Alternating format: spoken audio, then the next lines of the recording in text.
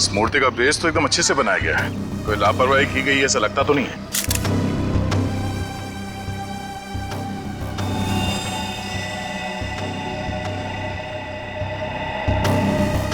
अगर इस मूर्ति में इसको रखा क्यों होगा? और वो भी ऐसे चहल पहल वाली कॉलोनी के बीच में रखी गई मूर्ति, वो भी ऐसे कॉलोनी के बीचों बीच जहां पे इतनी चहल पहल है।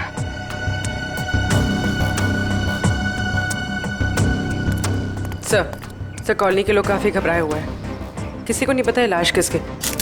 और सर इस कॉलोनी से कोई गायब भी नहीं हुआ है। चलो देखते हैं।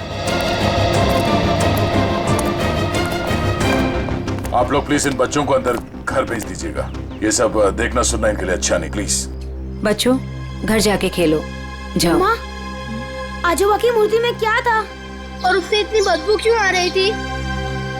घर आके बताती हूँ। बच्चों मम्मी की बात सुनना चाहिए, हा? जाओ घर के अंदर जाओ। आपके बच्चे ने कहा कि ये मूर्ति उनके दादाजी की? जी, मेरे पिताजी की मूर्ति थी, सुमित प्रकाश नाम था उनका। उनकी मूर्ति क्यों बनवाई थी?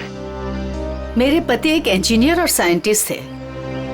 सूखे इलाकों के लिए उन्होंने एक नई सिंचाई पद्धति का आविष्कार किया था। इसी से खुश होकर गवर्नमेंट ने उन्हें ये जमीन दान में दी थी। और सुमित जी इतने महान थे कि उन्होंने वो जमीन कॉलोनी को दान कर दी थी, और हमने उसी जमीन पर ये बच्चों के लिए ये पार्क बनवा दिया। इसीलिए हमने उनके सम्मान में इस पार्क में उनकी मूर्ति लगवाई। देखिए ऐसा लगता है कि किसी ने हाल में इस लाश को मूर्ति में छिपाया है। हाँ, कुछ महीनों पहले। आप लोग बता सकते हैं कि मूर्ति यहाँ कब लगाई गई थी? क्योंकि शायद लाश को उसी वक्त अंदर रखा गया था। ये क्या कह रहे हैं सर? ऐसा हो ही नहीं सकता। सुमित जी जिस साल गुजर गए उसी साल ये मूर्ति वहां लगवाई गई थी। कम से कम 39 साल हो गए। 39 साल पहले? तो ये हो सकता है कि जब हाल फिलहाल में मूर्ति बदली गई हो या फिर इसकी मरम्मत की गई हो तब ये लाश इसमें डाल दी गई हो। जी नहीं, जब से ये मूर्ति लगवाई गई है तब से न इसकी मरम्मत हुई है और न इसे बदला गया। ऐसे कैसे हो सकता है? कुछ महीनों पहले मरे हुए आदमी की लाश इतनी पुरानी मूर्ति के अंदर कैसे हो सकता है? शायद ऐसा हुआ हो कि रात के अंधेरे में ये काम हुआ हो और आप लोगों को पता नहीं चला। पूर्वी, जरा वॉचमैन से पता कर। सर इस कॉलोनी में करीब 200 फैमिलीज रहती है। अगर किसी ने रात को पुतला बदला होता, किसी ने तो देखा होता, लेकिन यहाँ तो किसी ने कुछ देखा ही नहीं। सर यहाँ पर 2 वॉचमैन हैं, एक दिन में ड्यूटी करता है और एक रात में, और दोनों का ही कहना है कि किसी ने भी मरम्मत का काम होते हुए नहीं देखा। कमाल है, अगर कोई काम हुआ नहीं है तो फिर ये लाश मूर्ति के अंदर आई कैसे है? सचिन, 39 साल पहले ये ब्रॉन्ज की मूर्ति खड़ी की गई हो, तब से लेकर आज तक ना किसी ने उसकी मरम्मत की, ना उस मूर्ति को बदल दिया। हाँ सर, 1976 की बात है सर। हाँ, और आज उस ब्रॉन्ज के पुतले के अंदर मिलती है एक लाश, और कॉलोनी के 40 लोग कहते हैं कि उन्होंने कुछ देखा तक नहीं। कैसे हो सकता है मूर्ति के अंदर लाश? 2 ही तरीके आते हैं मेरे दिमाग में। एक, या तो पुरानी मूर्ति के अंदर लाश रखी, या फिर नई मूर्ति बनाकर उसके अंदर लाश डालकर उस नई मूर्ति को पुरानी मूर्ति की जगह रखी गई और पुरानी मूर्ति गायब कर दी गई होगी। सर लेकिन ब्रॉन्ज की नई मूर्ति बनाने के लिए तो कई दौर से गुजरना पड़ा होगा। पहले तो उसने प्लास्टर ऑफ पेरिस का ढांचा तैयार किया होगा, फिर उस ढांचे से उसने नया सांचा तैयार किया होगा, और फिर कम से कम 1200 डिग्री सेल्सियस पे उसने उस ब्रॉन्ज को पिघला कर उसमें डाला होगा, और फिर उसके टुकड़े किए होंगे। टुकड़ों को फिर वेल्डिंग करके जोड़ा गया होगा, फिर मूर्ति तैयार होगी तो उसे खड़ा कर दिया गया होगा। ये कुछ चुटकी भर में थोड़ी होता है, बहुत टाइम लगा होगा, बहुत टाइम लगा होगा। और सर लाश को मूर्ति में रखा गया होगा, मूर्ति को कॉलोनी में लाया गया होगा, और फिर पुरानी मूर्ति की जगह रखा गया होगा। पूर्वी, इतनी बड़ी मूर्ति कोई गोदी में उठाकर तो नहीं ला सकता। उसे लाने के लिए ट्रक या फिर कोई बड़ी गाड़ी लाई होगी। उसके साथ साथ उसे खड़े करने के लिए क्रेन लाया गया होगा। इतना सब अगर हुआ है, फिर भी कॉलोनी के लोग कहते हैं कि उन्हें कुछ मालूम नहीं, ऐसा कुछ हुआ ही नहीं। सर फिर तो पहला वाला तरीका इस्तेमाल किया गया होगा सर। बॉडी को कॉलोनी में लाया गया होगा और फिर मूर्ति में रख दिया गया होगा। पंकज, मूर्ति को लेटाया गया होगा, उसके बाद उसके अंदर लाश को रखा गया होगा और फिर उसे खड़ा भी किया होगा। कैसे हो सकता है, कैसे हो सकता है ये? सर इतना अजीब तरीका लाश को ठिकाने लगाने का, खूनी को ये सब करने की जरूरत क्या थी? वही तो, इतनी तकलीफ क्यों? लाश को ब्रॉन्ज की मूर्ति के अंदर ही क्यों? कोई ना कोई वजह तो जरूर होगी, पर है कौन ये? है कौन ये? लाश है किसकी? कैसे मरा ये? मरा या मारा गया? इस आदमी की उम्र 45 साल है और इसकी मौत इसके सर पे लगी चोट की वजह है। अरे sir sir sir sir, Hindi में बोलेंगे तो मुझे भी समझ में आएगा। क्या बोल रहे हैं? इस आदमी की उम्र 45 साल है और इसकी मौत इसके सर पर लगी चोट की वजह से हुई है। ये हुई ना? Thank you. और कुछ और बता सकते हैं? कोई जादू है, चुटकी बजाऊंगा हो जाएगा? अरे कोई जादू है जो चुटकी बजाऊंगा सब कुछ हो जाएगा?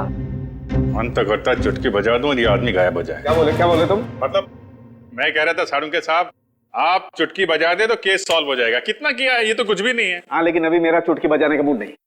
ठीक है, तो मैं उधर बजा लेता हूँ चुटकी। किधर चले जाते हो? हाँ देखिए आप, तारिका जी।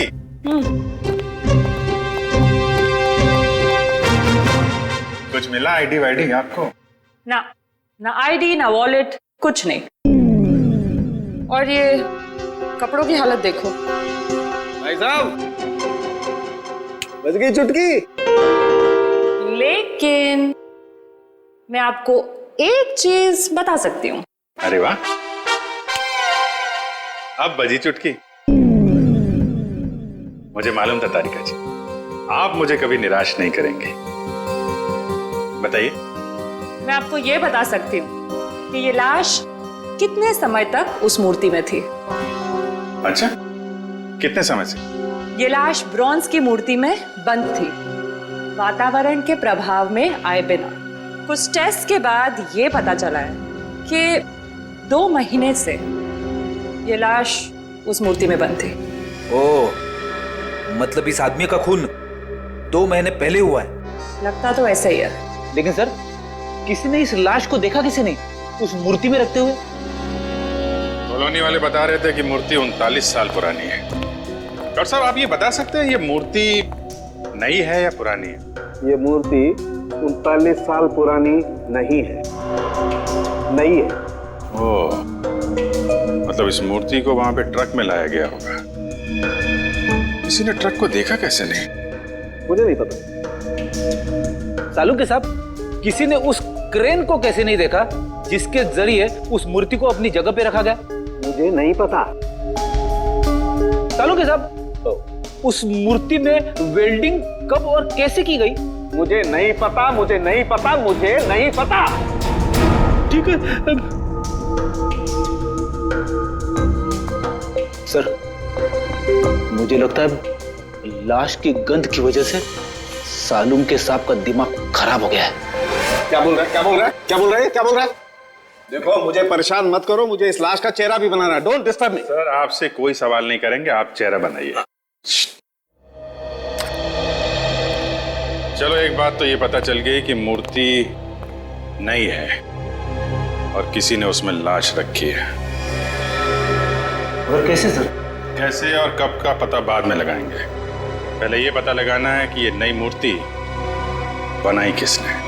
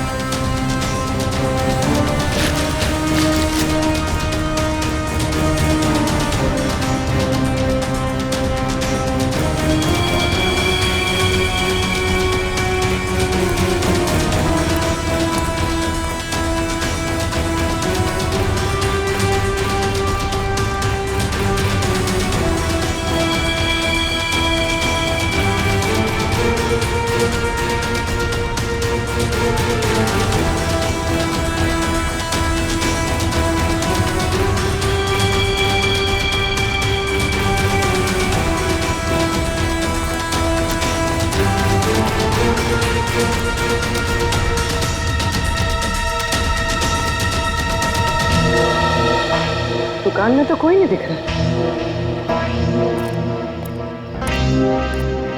वाह, एक खूबसूरत लड़की मेरे दुकान पे। सीआईडी से हूँ मैं। तो क्या हुआ? लगता है तुम्हारा दिमाग ठिकाने पे नहीं है मिस्टर कुमार। क्या? कुमार? मैं किसी कुमार सुमार को नहीं जानता और न मैं कुमार सुमार हूँ। तुम निशित कुमार नहीं हो जिसकी ये दुकान है? ओ, इस दुकान के पहले वाले मालिक निशित कुमार, उनकी बात कर रहे हैं ना? पहले वाला मालिक? हाँ, निशित कुमार का 2 महीने पहले खून हो गया।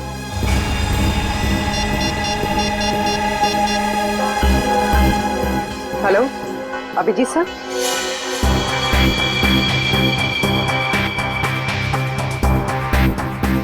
तारिका, बन गया ना चेहरा? तो इन्होंने ये दुकान निशित कुमार से खरीदी और 2 महीने पहले उनका खून हो गया। 2 महीने पहले की वो लाश थी ना जो उस मूर्ति में से मिली? हाँ सर, लाश। हाँ, लाश। आप ये बताइए कि निशित कुमार के बारे में और क्या जानते हैं आप? सर, मुझे ज्यादा पता नहीं है। उनकी माली हालत भी ठीक नहीं थी और कई सालों से उनके पास कुछ काम भी नहीं था। उनके घर का एड्रेस देना। वो घर में अकेली ही थी। जब मैं बाहर से आई तो देखा चोरों ने उनका गला काट दिया था। शायद मैं यहाँ होती तो उनको बचा सकती थी सर। हम आपकी तकलीफ समझ सकते हैं अर्चना जी, पर क्या आप बता सकती हैं कि क्या क्या चोरी हुआ था? कुछ नहीं, चुराने के लिए आई ही क्या घर में? कुछ नहीं था और अब भी नहीं है। आपके पति जो मूर्तियां बनाते थे वो किनके लिए बनाते थे? मेरा मतलब है उनके क्लाइंट्स कौन कौन थे? मुझे पता नहीं, लेकिन उनकी सारी चीजें वो अलमारी में रखते थे। हम वो अलमारी देख सकते हैं? जी। अलमारी देख लो जरा।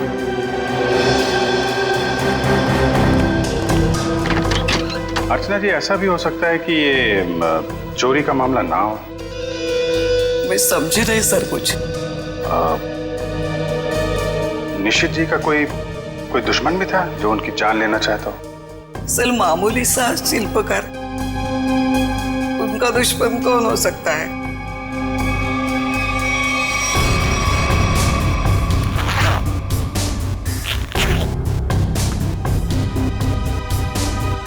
सर, हाँ बेट। इस फाइल में मूर्तियों की बहुत सारी न्यूज़पेपर कटिंग है सर। वो जो सारी मूर्ति बनाते थे ना, उसका सारा रिकॉर्ड इसी फाइल में रखते थे। और सर, ये देखिए। तो ये मामला है, सुमित जी की मूर्ति भी इन्होंने बनाई थी 1976 में। अर्चना जी, मूर्ति बनाने वाले अक्सर अपनी बनाई हुई मूर्तियों का एक ढांचा अपने पास रखते हैं कि अगर मूर्ति टूट फूट जाए तो दोबारा बना सके। निशित जी भी ऐसा करते थे क्या? हाँ हाँ, उसके वो सारे ढांचे पिछले बाजू रखते थे। हम वो जगह देखना चाहेंगे।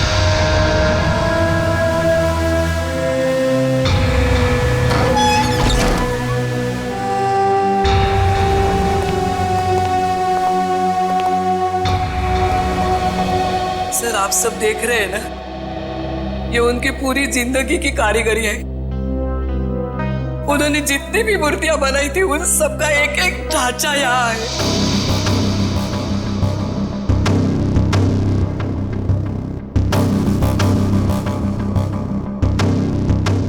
वो वाला नहीं दिख रहा है? कौन सा वाला? वो सुमित जी की जो मूर्ति का ढांचा, वो उस तरफ होना चाहिए।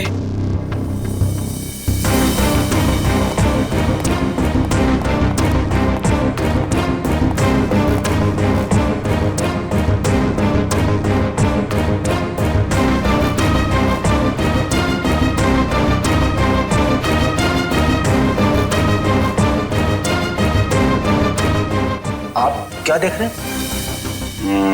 ये मिट्टी देख रहे हो? यहाँ पे कोई ढांचा था जो अब नहीं है। अर्चना जी, हाँ वो सुमित कुमार जी की मूर्ति का ढांचा यहीं पे था? हाँ यही था। ले गए। सर आपका मतलब उन चोरों से थे नहीं? सुमित कुमार जी की मूर्ति का ढांचा चोर चुरा के ले गए। ऋषि जी का खून इस ढांचे की वजह से हुआ है। लेकिन सर, सुमित जी की मूर्ति का ढांचा चुरा के चोर क्या करेंगे? उस ढांचे की मदद से सुमित जी की नई मूर्ति बनाई गई और उस लाश को उसमें डाल दिया गया। लेकिन सर हमें कैसे पता चलेगा वो लाश किसकी है? साड़ू के साहब लगे हैं ना लाश का चेहरा बनाने में। एक बार चेहरा बन जाए सारी कहानी सामने आ जाएगी। हाँ डॉक्टर साहब, बन गया चेहरा?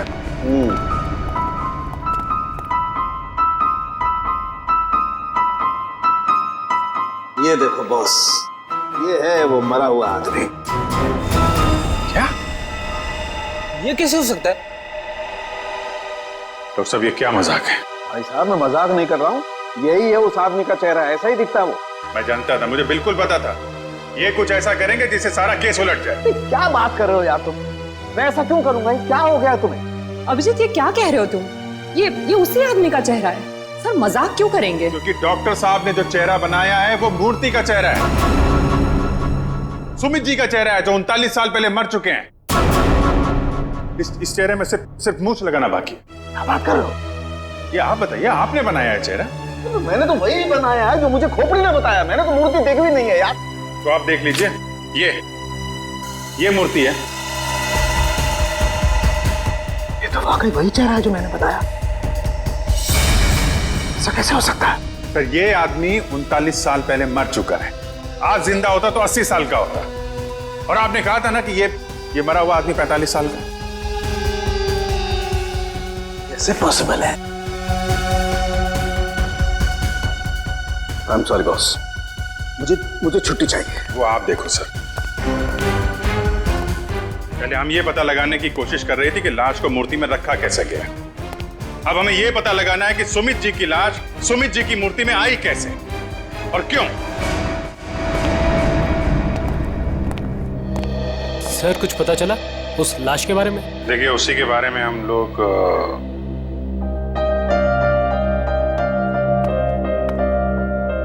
बच्चों, हमें आपकी नानी और मम्मी से कुछ जरूरी बात करनी है। और बातें ऐसी हैं जो आप लोगों को नहीं सुननी चाहिए। तो आप लोग प्लीज अंदर जाइए। क्यों? हम क्यों नहीं सुन सकते? ये बड़ों की बातें हैं, बच्चों का कोई काम नहीं। हमें पता है, हमारे आजोबा की मूर्ति में से लाश मिली है ना। आप उसी के बारे में बात करने आए हो ना? हाँ, और कुछ जरूरी बातें हैं। आप लोग अच्छे बच्चे हो ना? हो ना? प्लीज अंदर जाओ।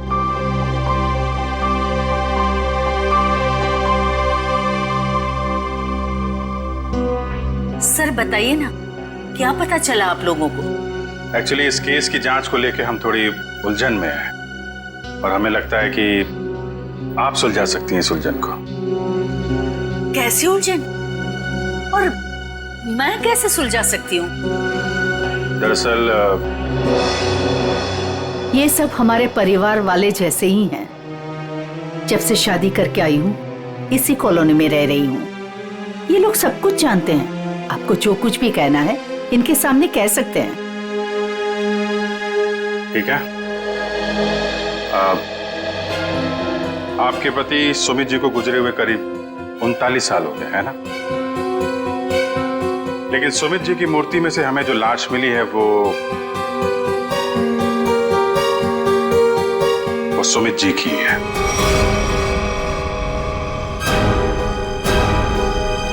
ये कैसे हो सकता है? ऐसा ही हुआ है। ये देखिए।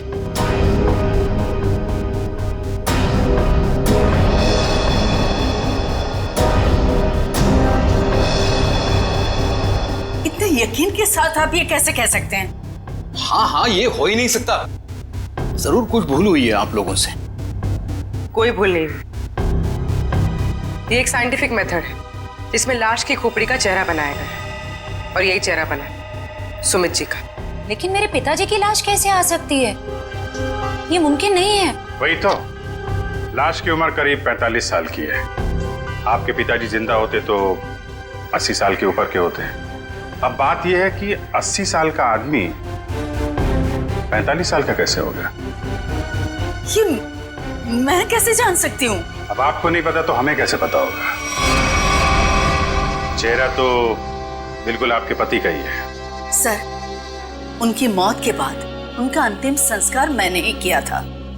अगर किसी ने लाश बदल दी हो या कहीं किसी तरह वो जिंदा भी होते तो भी 80 साल का इंसान 45 साल का हो ही नहीं सकता। वही तो, यही बात हमें परेशान कर रही है। अच्छा, आपके परिवार में कोई ऐसा आदमी था जो बिल्कुल सुमित जी से मिलता जुलता हो? नहीं, जब से मैं उन्हें जानती हूँ या जब से मेरी शादी हुई है, मैंने तो ऐसा किसी को नहीं देखा जो उनकी तरह दिख रहा हो। चूंकि उस मरे हुए आदमी का चेहरा हूबहू आपके पति से मिलता जुलता है और उन दोनों में कोई संबंध है या नहीं, ये जानने के लिए मालती जी हमें आपकी थोड़ी मदद चाहिए। कैसी मदद? अगर आपको बुरा ना लगे तो हमें आपका डीएनए उस मरे हुए आदमी से मिला के देखना होगा। यही एक तरीका है सच्चाई को जानने का।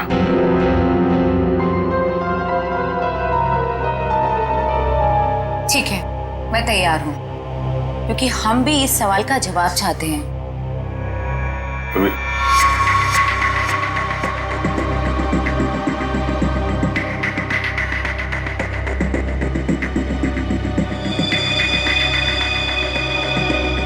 Thank you. हम फिर मिलेंगे, पर तब जब आपके साथ मिलेंगे। आता रेखा जी, डीएनए रिपोर्ट आ गई? पार्शियल मैच है। क्या पार्शियल मैच है? देखा, इसका मतलब सालू के गलत नहीं था बॉस। ये आदमी सुमित के परिवार का ही, बाप का डीएनए बेटी में भी है और इस मरे हुए आदमी में भी। निश्चित रूप से ये आदमी सुमित के परिवार का ही कोई है। अगर ये सुमित का रिश्तेदार है तो किसी ने इसे पहचाना कैसे नहीं? कोई तो होगा जिसे पहचानता। ये बड़ी चौंकाने वाली बात है। आपने जो इसका चेहरा बनाया था उसकी फोटो हमने अखबार में भी भेजी, लेकिन ऐसा कोई भी आदमी सामने नहीं आया जो इसे पहचानता हो। अगर ये इसी शहर में था तो किसी ने तो इसे देखा होगा। कोई तो होगा इसके पहचान वाला। तारिका जी, आप तो जीनियस हैं। ऐसे क्या कह दिया मैंने? केस सॉल्व कर दिया। हो सकता है ये आदमी इस देश का हो ही ना। हो सकता है कि मरने से कुछ समय पहले इस देश में आया। ओह, इसीलिए किसी ने इसे पहचाना नहीं। हाँ, पिछले 2-3 महीने की इमिग्रेशन रिपोर्ट्स चेक करनी होंगी हमें। पंकज, आज के अखबार में मैंने अपना राशिफल देखा। जानते हो क्या लिखा था उसमें? क्या था सर? बहुत जल्द नौकरी में बदलाव होगा। इसका मतलब जानते हो? हाँ सर, ये तो बहुत दुख की बात है। आपका डिमोशन होने वाला है। आपकी पोस्ट तो मेरे से भी नीचे होने वाली है। क्या बोलता है? अरे इसका मतलब है मेरा बहुत जल्द प्रमोशन होने वाला है। हाँ, पिछले 1 हफ्ते से मुझे ऐसा ही लग रहा है। लेकिन मुझे ऐसा नहीं लग रहा है। क्यों? सर अभिजीत सर ने बिल्कुल सही पता लगाया सर। इमिग्रेशन रिकॉर्ड से उस मरे हुए आदमी का चेहरा मैच कर रहा है सर। गुड, मिला है सर।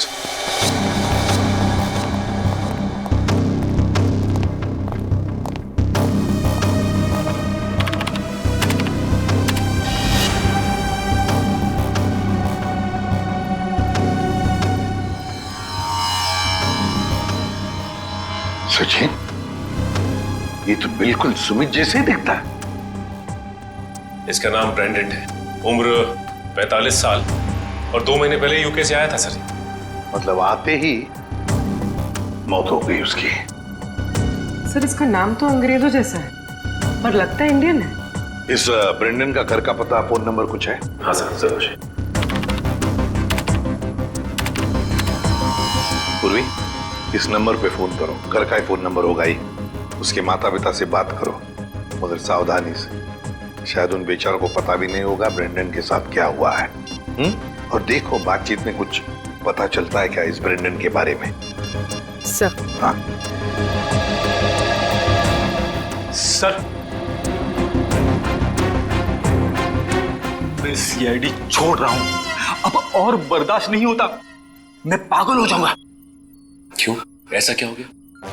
इस केस में बहुत कंफ्यूजन है, और सबसे बड़ी बात तो यह है कि वो आदमी अंग्रेज निकला। मेरा दिमाग फट जाएगा सर। मैं भी छुट्टी पे जा रहा हूं सालू के साथ। अभी जाओ इसी वक्त। बोरिया भी सरा बांधो, निकल जाओ सीआईडी से, जाओ।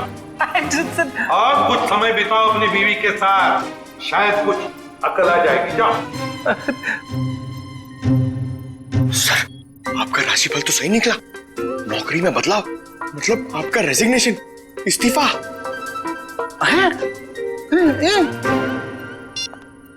सर। हाँ पूर्वी, बात हो गई? हाँ सर, एक और चौंकाने वाली बात पता चली। क्या? सर, ये ब्रेंडन सुमित का बेटा था। ब्रेंडन सुमित का बेटा है? वो कैसे? उसकी पहली शादी से। सुमित ने बियाट्रिस नाम की एक अंग्रेज औरत से 1970 में शादी की थी। बेटे को जन्म देते हुए वो औरत मर गई। बीवी की मौत के बाद उसका दिल टूट गया और वो अपने इस बेटे को लेकर इंडिया वापस आना चाहता था, लेकिन उसकी बीवी के घर वालों ने बच्चे को आने नहीं दी, इसलिए बच्चे को नाना नानी के पास छोड़कर वो इंडिया आ गया। और इंडिया में आने के बाद उसने अर्चना से शादी की और अपनी पिछली जिंदगी मिटा दी, किसी को कुछ भी नहीं बताया। और इसीलिए सुमित के इस बेटे ब्रेंडन के बारे में यहाँ पे किसी को भी कुछ पता नहीं था। Yes sir. हाँ, लेकिन ये ब्रेंडन इंडिया आया क्यों आया ये? सर, अपने नाना नानी की मौत के बाद उसे अपने पिता के बारे में पता चला, तो अपने पिता के परिवार वालों के बारे में जानने के लिए वो इंडिया आया था। कोई आदमी अपने परिवार के बारे में जानने के लिए इंडिया आता है और यहाँ पर उसका खून हो जाता है। नहीं, ये कोई और ही चक्कर है। सर, अब इस ब्रेंडन के खूनी तक हम कैसे पहुंचेंगे? शुरू से शुरू करके। सॉरी सर, आपका मतलब क्या था? एयरपोर्ट से पंकज, एयरपोर्ट से। जैसे ब्रेंडन एयरपोर्ट पर उतरा, पता लगाएंगे वो कहां गया, कैसे गया, किससे मिला।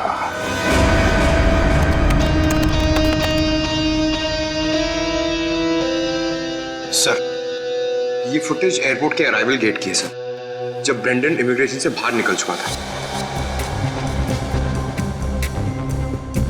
सर, ये रहा ब्रेंडन, ये कैप वाला आदमी ब्रेंडन से मिलने आया? कैप की वजह से उसका चेहरा ठीक से दिख नहीं रहा। जरा जूम करो उसमें।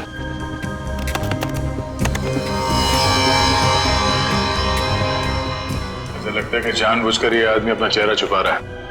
ये चाहता नहीं है कि उसका चेहरा कैमरे पे कैप्चर हो। आगे बढ़ो। सर, ये दोनों तो पार्किंग की तरफ गए। इसका मतलब इस कैप वाले आदमी की गाड़ी पार्किंग में है। एक काम करो, इन दोनों के बाहर निकलने से आधे घंटे तक जितनी भी गाड़ियां एयरपोर्ट के पार्किंग लॉट से बाहर निकली है, उन सब के डिटेल्स निकालो। पता चल जाएगा इस कैप वाले की कौन सी गाड़ी है। सर, वो आदमी ब्रेंडन को जब एयरपोर्ट की पार्किंग में लेके गया, उसके आधे घंटे बाद तक ये सारी गाड़ियां बाहर जाती रही सर। बस वे ठीक है, एक को फोन करो और पता लगाओ किस पैसेंजर को इन्होंने एयरपोर्ट से पिकअप किया और कहां जाके छोड़ा। हेलो जी, मैं सीआईडी से इंस्पेक्टर सचिन बोल रहा हूँ। अच्छा, ये बताइए कि 15 फरवरी को आपकी कार इंटरनेशनल एयरपोर्ट पे गई थी किसी को छोड़ने के लिए? आप क्या करने गए थे? किसी को छोड़ने गए थे? मिसेस आंचल कुमार। ओके पूर्वी। ओके। ओके, क्या? किसको छोड़ने गए थे? Peter Frank. अच्छा, ये कौन सी फ्लाइट से आए? ओके।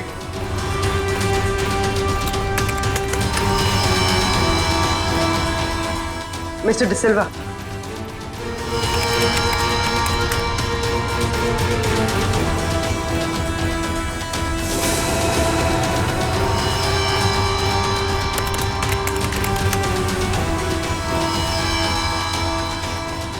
ओके पूर्वी, अब बचा है सिर्फ एक नंबर, ये VH 543259। और सर ये नंबर किसी मिस्टर अनिल के नाम पे, जो कि लोनावाला के बंगलों पे रजिस्टर्ड है सर। लेकिन ये आदमी फोन नहीं उठा रहा है सर। फोन नहीं उठा रहा है? लगता है ये अनिल ही पिकअप करने आया था ब्रेंडन को एयरपोर्ट पर। सर कहीं इस अनिल ने ही तो ब्रेंडन का खून नहीं किया? हो सकता है पूर्वी। एक बात तो पक्की है, इस अनिल का जरूर कोई ना कोई संबंध है ब्रेंडन के खून के साथ। सरकार के रजिस्ट्रेशन के हिसाब से अनिल जी का घर यही है। काफी पैसे वाला लगता है ये अनिल जी। इतना बड़ा बंगला, वो कार। लेकिन इस अनिल जी को ब्रेंडन से क्या काम पड़ गया? सर मुझे तो लगता है कि इस ब्रेंडन को इंडिया में कोई जानता ही नहीं होगा। तो ब्रेंडन को इंडिया में कोई जानता नहीं था तो ये अनिल एयरपोर्ट क्यों गया था उन्हें लेने? उसके बाद ये ब्रेंडन गायब कहाँ हो गया? कोई दरवाजा खोल क्यों नहीं रहा? जी कौन है आप लोग और क्या चाहिए? आपके मालिक अनिल जी से मिलना है। कहाँ है वो? वो नहीं है। आप क्यों पूछ रहे साहब? देखिए बेमतलब परेशान मत करिए, नहीं तो अभी पुलिस को फोन कर देंगे। हम लोग CID से हैं। CID? CID कहाँ से?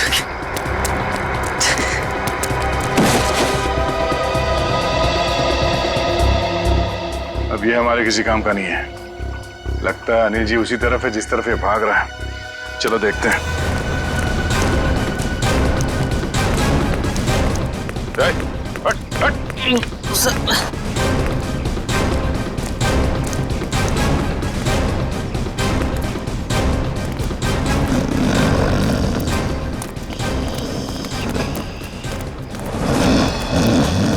लगता है यही अनिल जी है। अनिल जी, मालिक और नौकर एक साथ शराब पी रहे थे यहाँ पे। अनिल जी, अनिल जी, जी। हम ये जानने आए कि कुछ महीने पहले आप ब्रेंडन को एयरपोर्ट से लेकर कहाँ गए थे? एयरपोर्ट? ब्रेंडन? मैं कुछ नहीं समझ पा रहा यार, क्या बोल रहे हो तुम? हम ये कह रहे हैं कि ब्रेंडन को लेके आप एयरपोर्ट से आए थे और ये हमने CCTV फुटेज में देखा है।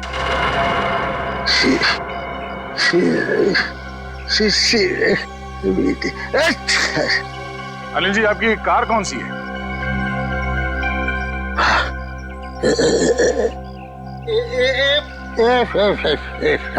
सच्चाई तो ये है कि ना तो ये बंगला आपका है और ना ही वो कार। बाप,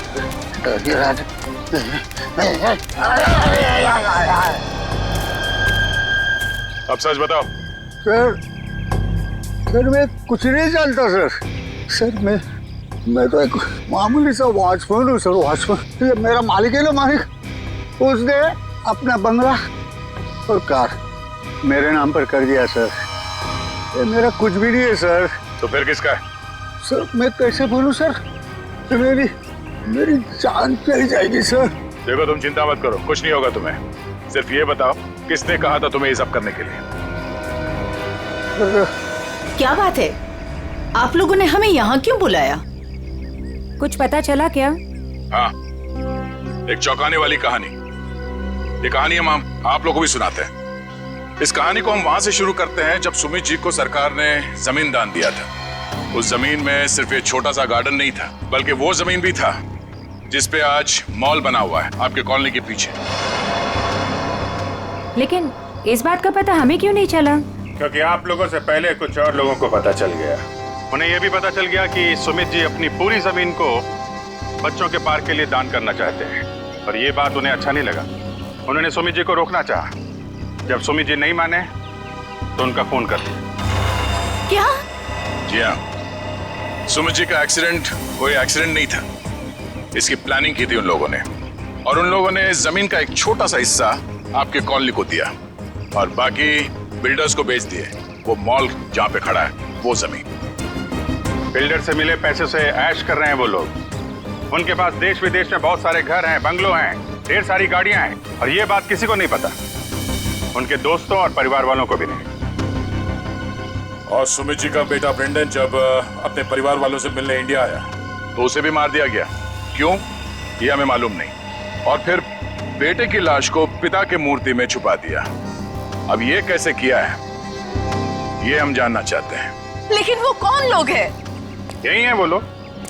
सच तो ये इसी कॉलोनी में रह रहे हैं, धोखे और खून से कमाए हुए पैसों पर ऐश कर रहे हैं, लेकिन हम उन्हें जानते हैं।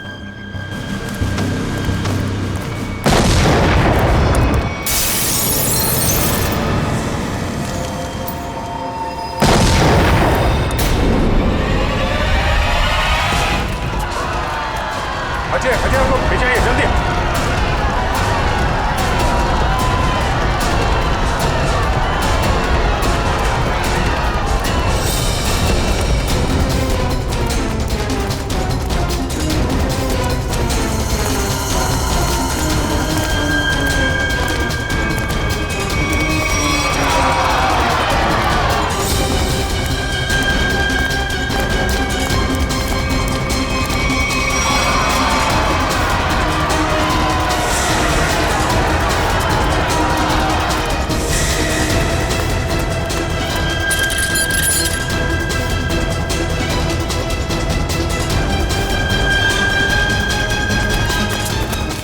आनंद, आनंद संभालना यार। अरे अरे क्या हो रहा है ये?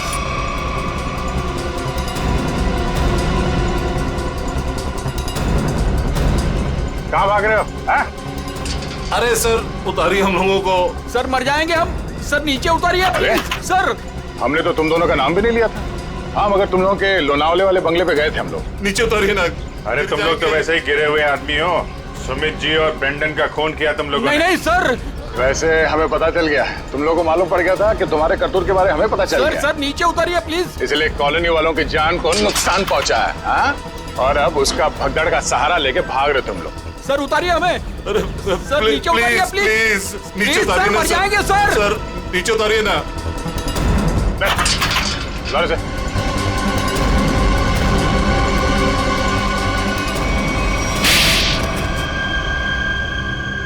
लेकिन वो तो आपके दोस्त थे, फिर आपने उनको क्यों मार दिया?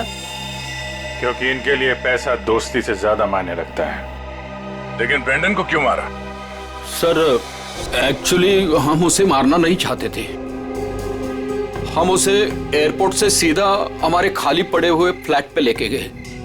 हमने सोचा था हम उसके बाप के मरने की झूठी कहानियां सुनाकर उसको यूके वापस भेज देंगे, और उसने हमारी वो बातें सुन ली थी जिसमें हमने सुमित को मारने का जिक्र किया था। इसके लिए उसको मारा सर। लेकिन उसकी लाश मूर्ति में क्यों छुपाई?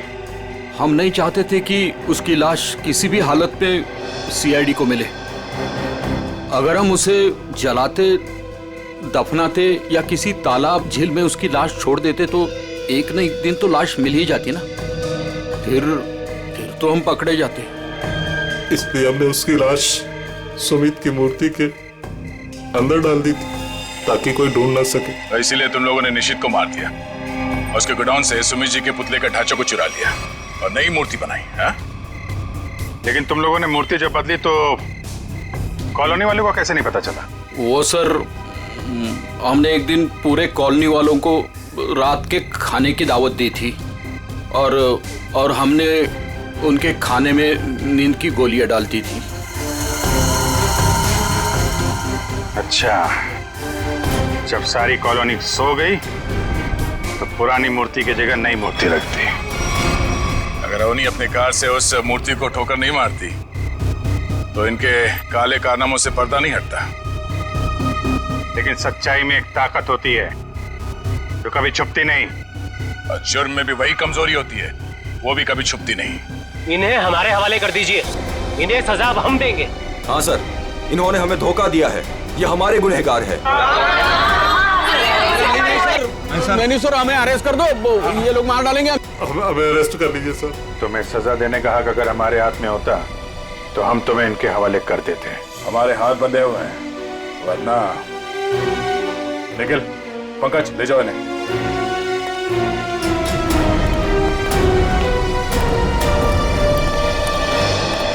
बेटा, आप लोगों का बहुत बहुत शुक्रिया कि आप लोगों ने ये गुत्थी सुलझाई और छिपे हुए गुनहगारों को पकड़ लिया।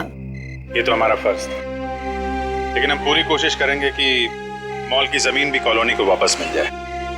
आपके पति का जो सपना था वो पूरा होके ही रहेगा। खुश रहो बेटा, खुश रहो।